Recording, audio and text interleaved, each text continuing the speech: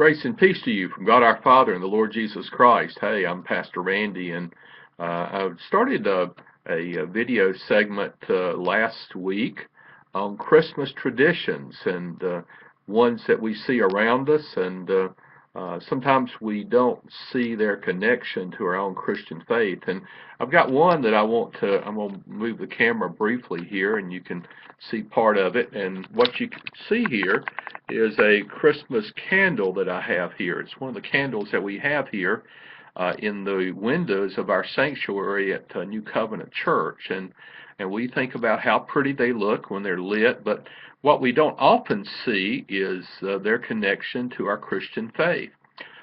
Christmas candles, or candles in the windows, go back to the ancient Europeans, to the Germans, to the Irish, just to name two nationalities. A candle was placed in the window as a sign of hospitality.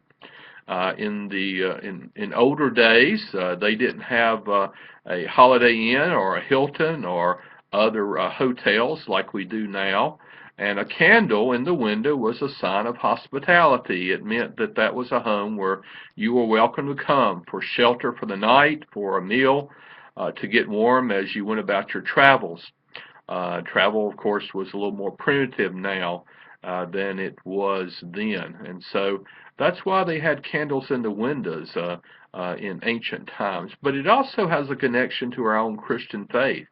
We remember how Mary and Joseph were travelers before the birth of Jesus, as they traveled approximately 80-some miles from their home in Nazareth to Bethlehem to enroll in the census, to be prepared to pay taxes. And so they went as travelers, and surely they didn't cover all those 87 miles or so all in one day. There were people along the way who welcomed them into their homes or into their stable, as we see that happened on the night that Jesus was born.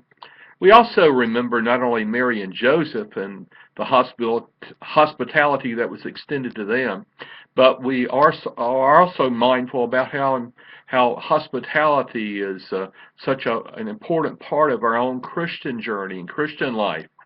How that in the book of Hebrews we read there to be sure to entertain strangers, for in so doing you may be entertaining angels unaware, or how that in Matthew 25 we hear Jesus say that when the judgment takes place, it will be so easy. It will be as easy as separating sheep from goats, and most anyone, even the person who is not a farmer, can do that.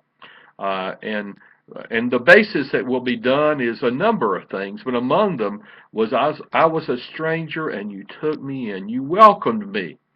So welcoming and hospitality. So when you see the candles in the windows, whether at your own church or you see them in your own home or the home of others, be mindful of how that we are called to offer hospitality and welcoming others into our lives and into our world and into our homes, even as during this season we prepare to offer again the Lord Jesus into our hearts and into our lives.